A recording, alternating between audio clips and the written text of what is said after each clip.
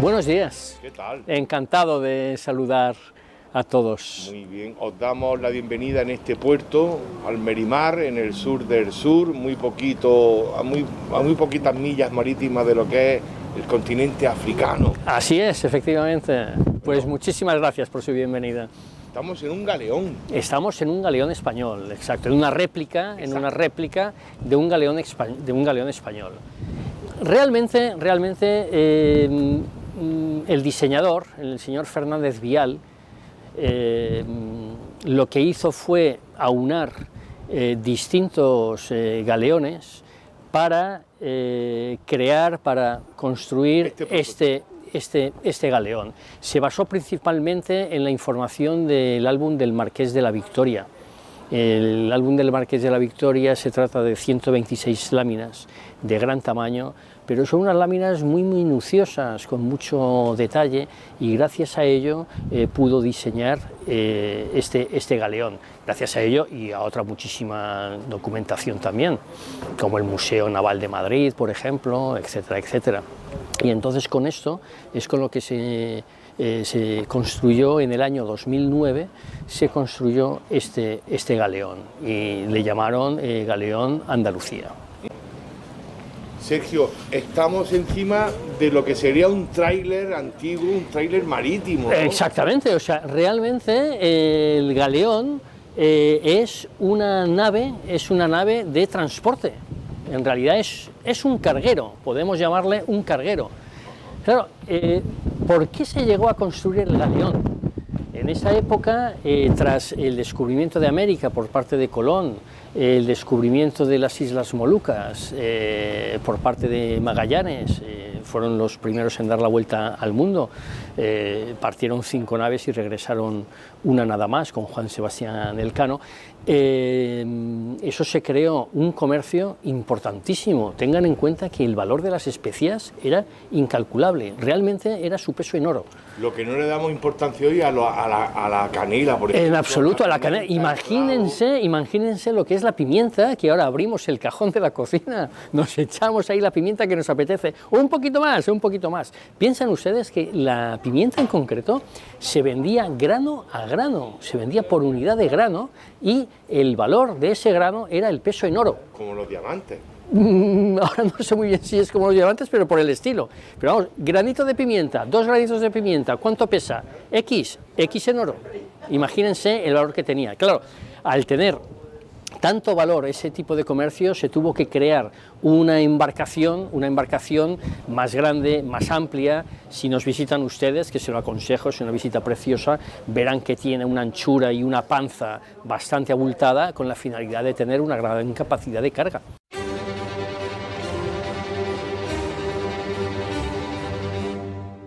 La tropa no dormía con No, en absoluto.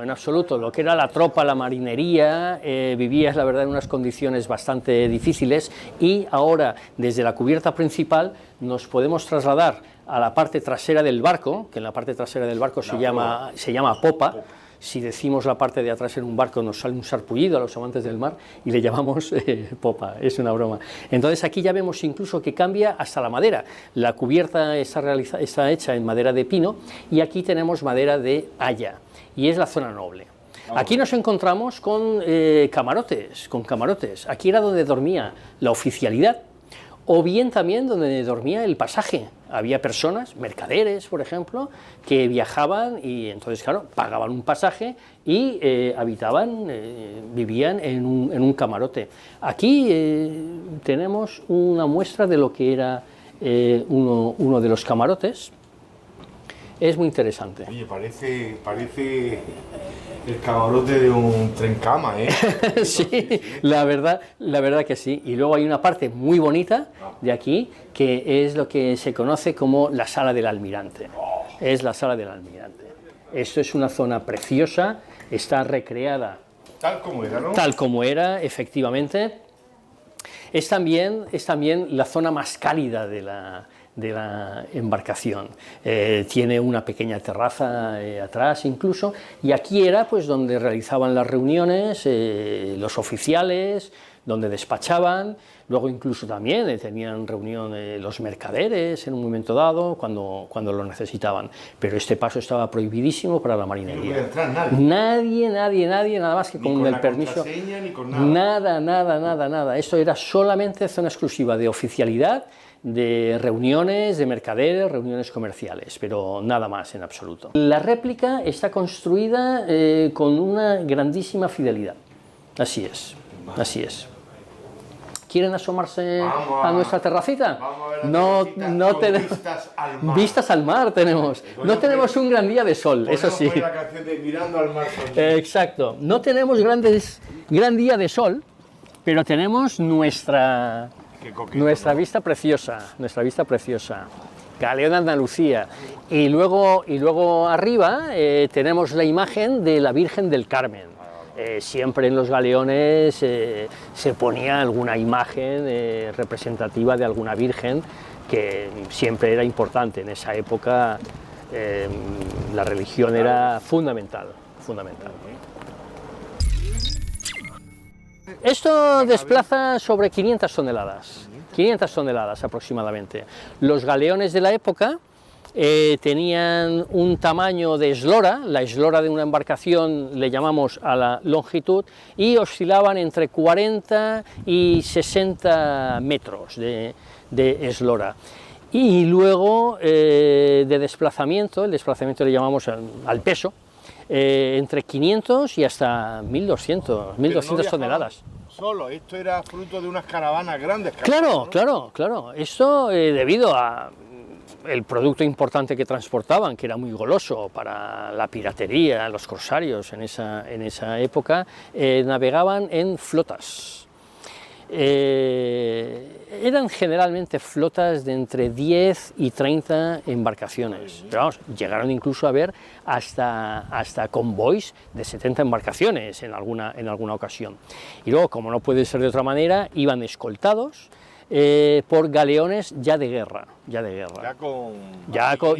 era artillería, ya era verdadera artillería, pese a que estos barcos lo que sí tienen es artillería. Veremos aquí luego un poquito más adelante la cañonería que llevábamos, pero en realidad era una artillería defensiva, no era para atacar. Los galeones que acompañaban a las flotas sí que eran de guerra.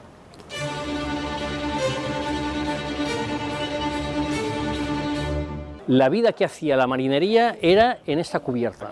Esta cubierta, que es la cubierta principal, llamada cubierta de Combés, aquí era donde hacían la vida todos los marineros. Dormían, comían, hacían sus necesidades, estaban todo el día aquí, en cualquier condición meteorológica. Un sol abrasador de justicia, una tormenta enorme, lluvias, granizos, todos los rociones, se llevaban todo lo malo. Y en unas condiciones muy difíciles. Tengan en cuenta que se ha calculado que la media de habitabilidad que tenía cada marinero era de 1,5 metros cuadrado solamente 1,5 metros cuadrados. Entonces imagínense la dureza de ese momento. Que las travesías solían durar ¿cuántos meses desde ahí? Bueno, o sea, lo que era ya la flota que partía de Sevilla hasta las nuevas tierras, tardaba algo más de un mes en tardar. Salían generalmente dos flotas, la llamada la flota de Nueva España, salía de Sevilla ya por el mes de abril más o menos, y la flota de tierra firme salía sobre el mes de agosto. Nos podemos preguntar, bueno, ¿y tan marcadas estaban estas fechas de salida? Sí, estaban tan marcadas, así es, porque pensemos que estos marineros, la gente de mar de esa época, eran unos profesionales que nos dan la vuelta a todos nosotros hoy día. O sea, sabían muchísimo y tenían clarísimo cuándo aprovechar los vientos. Generalmente eran los alisios, desde Canarias se aprovechaban el anticiclón alisio, y las corrientes. Tenían un conocimiento muy fiel, muy bueno de lo que eran esas corrientes, y por eso se aprovechaban esas fechas. Abril para la flota España, para la Nueva España, y agosto para la de tierra firme. Luego, cuando subimos al castillo, ese tipo de naves, la media de personas eran alrededor de 150 personas. En esas 150 personas las vamos a dividir, o sea, no eran 150 marineros. Tengan en cuenta que había algo de oficialidad. La oficialidad estaba compuesta por 3 personas principales, que era el maestre, lo que conocemos hoy día como capitán, lo que era el piloto, también lo conocemos hoy como primer oficial, y el contramaestre. Aparte de esas figuras, también era muy importante el mundo de los oficios. Tengan en cuenta que aquí iba a haber más de un mes de travesía y había que reparar. Necesitábamos, por tanto, carpinteros, había carpinteros a bordo, necesitábamos herreros, necesitábamos toneleros y necesitábamos una profesión, un oficio muy importante, era el calafateador, el mundo del calafate. Tenemos una pequeña muestra en la cubierta de artillería de las herramientas que utilizaba el calafate y luego podemos detallar un poquito más ahí. Vamos. Era muy interesante. Aquí con cuidadito, es conveniente bajar de espaldas. Okay. Esto es una maravilla. La verdad que sí. Esto es una verdadera maravilla. Aquí no podían hacer vida. No, o sea, ahora nos encontramos en la cubierta de artillería. Aquí, en realidad, los que estaban en esa cubierta eran los artilleros. La media generalmente eran sobre 30, 40 artilleros aproximadamente, y es donde hacían la vida aquí. Antes hemos dicho que la marinería dormía en el suelo, y los artilleros tenían un pelín de privilegio y dormían en unas hamacas colgadas en el techo, ahora veremos una, y esas hamacas se llaman cois, dormían en cois. Eso va muy bien para librarse de los balances de la embarcación. Pues entonces, aquí tenemos la cañonería, tenemos 5 cañones, aquí tenemos una pieza De bronce, ¿no? de hierro forjado. Y entonces, ¿cómo se manejaba esto? Esto, en realidad, en un principio, para cargarlo, estaba un poquito más hacia atrás, sobre unos 2 metros hacia atrás más o menos, y cargábamos pólvora, y luego cargábamos la munición. ¿Qué munición se utilizaba en esa época? Generalmente eran 3 tipos de munición. Se manejaba la bala, que la bala era una pieza redonda. No confundamos con una pelota de petanca. Exacto, ni un lanzamiento de peso olímpico. Tiene bastante peso, pesa casi 3 kilos, 3 kilos 90, lo que vienen a ser 8 libras. Y con esto lo que buscaban era atacar a la línea de flotación del enemigo con la finalidad de una vía de agua, hundirla. Luego, en otras ocasiones, tenían más interés en desarbolar el barco, atacarle a lo que eran los palos, todo lo que es las jarcias, todo lo que es el velamen, y entonces lo que hacían era unir 2 balas por una cadena. Eso se llamaba palanqueta. Aquí tenemos una palanqueta. Esto es ya ir a mala uva. Pero claro, ¿qué conseguían con esto? Conseguían no hundir el barco y, si vencían en la contienda, apresarlo y quedarse con un barco gratis. Un botín. Y luego ya tenemos la parte un poquito más fea de lo que era la munición, que es la metralla. La metralla ya es más cruel. Esto iba a mala uva.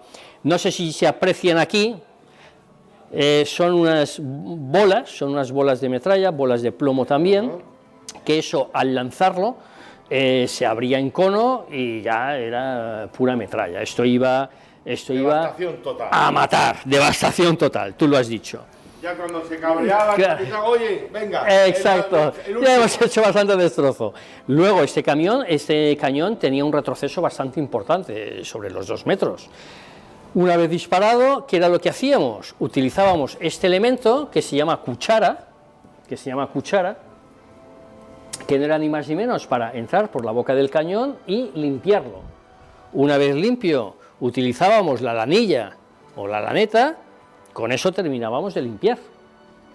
Y luego volver a empezar, una vez que ya habíamos vuelto a cargar de pólvora con el atacador, habíamos cargado la bala, ponían unos tacos de sujeción, atacaban el cañón y ya realizaban el disparo con la antorcha. ¿Cómo se apuntaba? Una pregunta tonta. ¿Cómo se apuntaba? Eso es curiosísimo, eso es curiosísimo. Claro. Porque, claro, aquí no tenía ningún... Claro, bueno, apuntar, claro, o sea, eso tenía un alcance máximo de 150 metros. Nada más. Nada más que 150 metros, o sea que imagínense la cercanía que tenían que estar entre los dos buques. O sea que se veían los bigotes. Se veían el bigote y vamos, y los belfos de la nariz, madre mía, ya lo creo.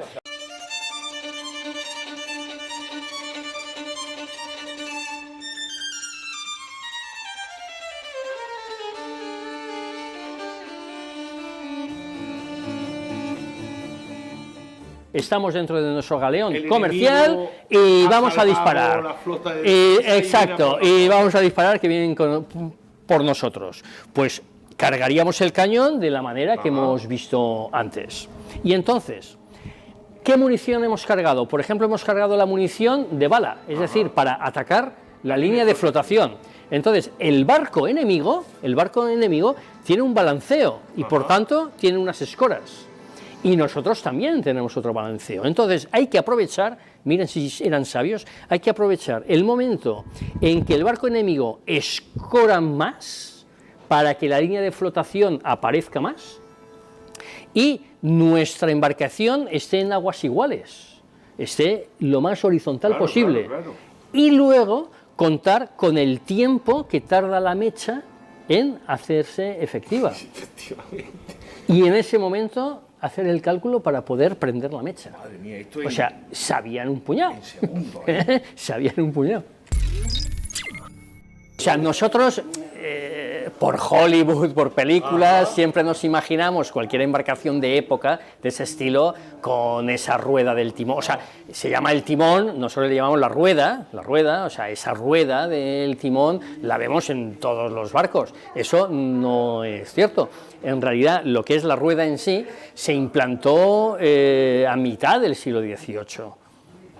Antes de gobernar la embarcación con esa rueda, se gobernaba a mano, o sea, con la caña del timón, La caña del timón es esa pieza de madera horizontal que va desde lo que es la pala, una caña larga, para con eso poder gobernar.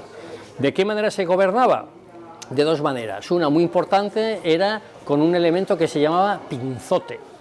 Ese elemento no era ni más ni menos que en el final de la caña, por una rótula se engarzaba un palo vertical, atravesaba por un pasacascos, atravesaba la cubierta de mando, la cubierta de tolda, y con eso el timonel movía el pinzote hacia un costado o bien hacia otro para gobernar la embarcación.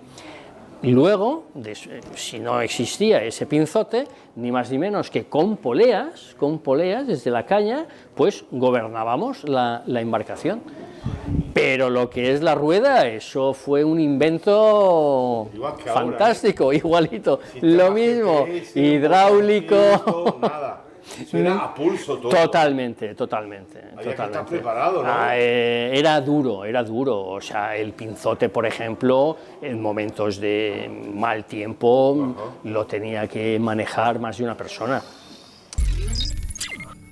Quien dominó las aguas, dominó el mundo. Por eso España fue un imperio. Cierto, así es.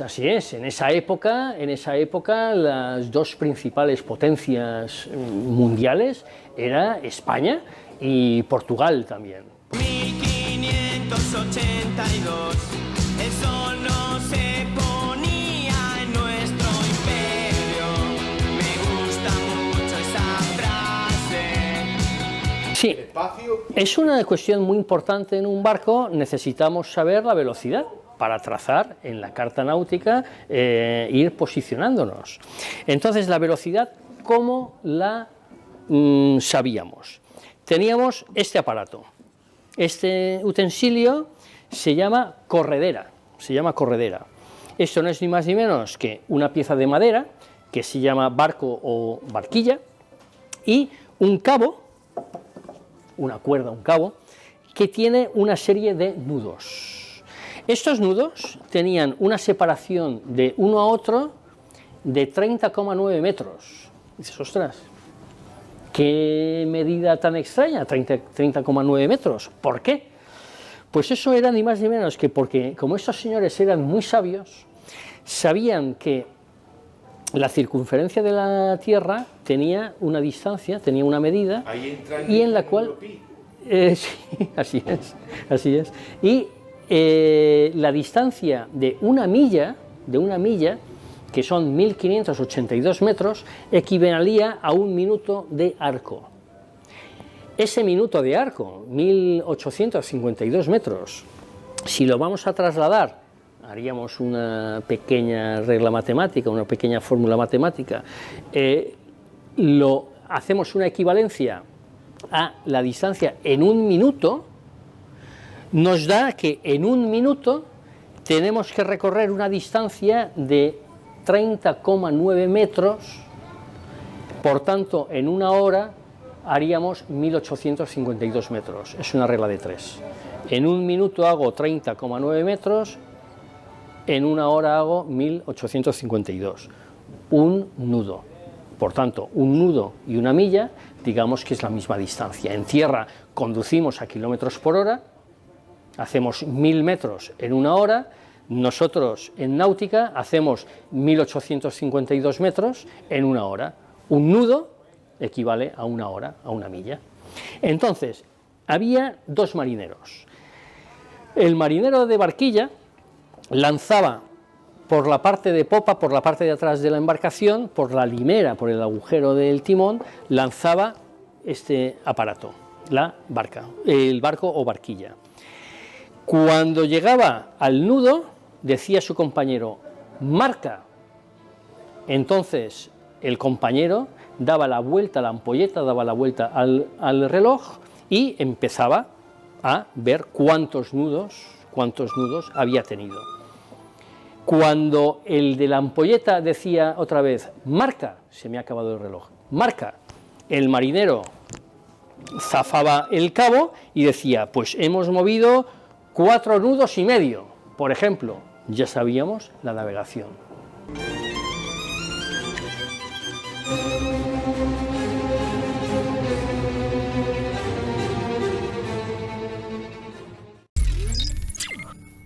¿Qué era lo principal?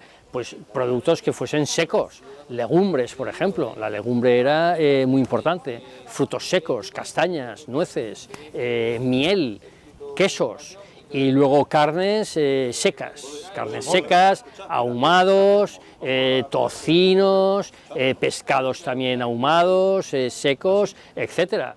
Y eso era de lo que principalmente se mantenían. El agua era un tema delicado porque el agua se corrompe, en 20-30 días se ha corrompido.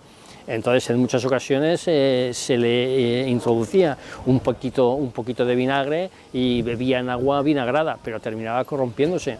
Claro, esa pregunta es muy recurrente. Si estás en el mar, ¿por qué no pescas? Y dice, bueno, es que estamos a una profundidad también, digamos que es la zona pelágica, que ahí es muy difícil pescar, necesitarían unos calados muchísimo mayores. La pesca, pues tal vez era un poquito más en lo que es la navegación más costera, más cercana, pero vamos, pescaban también. No hay aseo. Cuando llovía... No hay aseo. Si llueve te puedes lavar un poquito, lo que sea, pero vamos, sería más importante recoger el agua de lluvia para bebérsela que no para lavarse. Incluso alguien cazaba una rata y la podía vender a un precio considerable dentro del barco. Dentro del barco había muchas ratas también. Y luego se dieron cuenta, prueba-error, se dieron cuenta que las personas que consumían carne de rata no contraían escorbuto. De eso se dieron cuenta ya un poquito más tarde. El escorbuto fue una enfermedad terrible en lo que fue la vida de a bordo. El escorbuto se produce por falta de alimento fresco, falta de vitaminas, fruta, verdura, y eso era terrible, unas llagas en la boca imposible, sangrado, pérdida de la dentadura, era terrible, era terrible. No, lo que es la vida a bordo era muy dura, muy dura. Bueno, como curiosidad podemos decir que en la expedición de Magallanes, yendo en dirección sur, yendo cono sur, ahí sí que veían, cercano a la costa, veían a los aborígenes de la zona, a los habitantes de la zona, y veían distintos fuegos que ellos tenían en sus aldeas, y por ese motivo esa zona se llama Tierra de Fuego, fue ese el motivo. ¿Brasil sabe de qué viene esa palabra? La palabra Brasil, no. El nombre de Brasil Me lo ha no. dicho usted, de los braseros que veían en Vale, no tenía en ese los dato, ríos. no lo Los sabía. Brasil, mira, un brasero, un Brasil. No lo sabía, qué bonito, me encanta. Me encanta Siempre como me encanta aprender algo cada día. Sí, pues está usted en un sitio donde hay mucha historia. Muchísima, no me la acabo, no me la acabo. La verdad Dicen los más antiguos que la diosa Atenea tenía un santuario en nuestra sierra. ¿Ah? Y que Ulises llegó incluso hasta verla. Caramba. Sí. Qué interesante. Muy interesante. Estoy encantado de estar en esta tierra porque cuando tenga mis días libres me voy a documentar, voy a estudiar un poquito más de historia de esta zona que la tengo un poquito olvidada, un poquito desconocida. ¿Qué más cosas nos puedes decir de estas personas que llevaron y trajeron pues lo que es el comercio, lo que es el tema de la globalización, porque fuimos nosotros los pioneros? Bueno, sí, realmente el mundo se hizo más pequeño. A partir de ahí se empequeñeció el mundo, se crearon unas rutas comerciales muy importantes y el mundo del comercio fue fundamental. Claro, además con la comodidad, por decirlo de alguna manera, de no tener que atravesar tierra. O sea, ir a las islas de las Molucas era atravesar un montón de espacio, un montón de tierra en caravanas, y eso se evitó gracias al mundo de la navegación. Fue muy importante, claro que sí. Sergio, el planeta se nos ha quedado pequeño, lo que estamos descubriendo ahora es el espacio. Bueno, el espacio nos queda. Con las naos, también, los galeones, o sea, también. Bueno, es que también podríamos pensar que la hazaña de Magallanes, de dar la vuelta al mundo, es comparable, perfectamente comparable a lo que es ahora la expedición a Marte, No nos engañemos, bueno, con la diferencia de que en la expedición a Marte, aparte de la tecnología que hay, se saben a dónde van, y la expedición de Magallanes no tenía ni idea, más allá del Río de la Plata, que fue descubierto por el capitán Solís unos años antes. A partir de ahí ya no había mapa, o sea, ya no se conocía absolutamente nada. La navegación astronómica del momento era por descubrir. El hemisferio sur no se conocía en absoluto en esas latitudes. Bueno, latitudes sur sí había, que cruzaban el Cabo de Buena Esperanza, ¿no? Eso también es cierto. Sergio, ha sido una explicación tremenda. Muchísimas gracias. No, por favor. Todo el día, pero... Por favor, con muchísimo gusto, y estoy encantado. Y también encantado de todos los que nos visiten aquí. Intercambiado, ¿vale? Así es. La vida es un intercambio de ni más ni ideas, menos. De sentimientos, de besos. Esto es. Y de mucho amor. Esto es. Vale. Perfecto. Viva España. Viva España y viva el mundo. Al final somos ciudadanos del mundo y estamos encantados de vernos en cualquier sitio. De hecho, la vida en esa embarcación también está muy globalizada. Tenemos gente de varias nacionalidades, se hablan varios idiomas, y aquí el sentimiento de compañerismo, de equipo, se torna fundamental. Siendo voluntario aquí en esa embarcación, te das cuenta que te nacen unos valores que por lo visto tenías dentro, pero te afloran de una manera que desconocías lo profundo que lo tenía y lo entrañable que es compartir con todos los compañeros. El planeta se nos ha quedado corto ya. Corto, pequeño. Es el espacio. Odisea espacial. El espacio. Bueno, y tampoco nos engañemos, las profundidades del mar también están por descubrir. Pero el espacio, el espacio. Planos y listo. Lo ha hecho genial. No, con mucho gusto.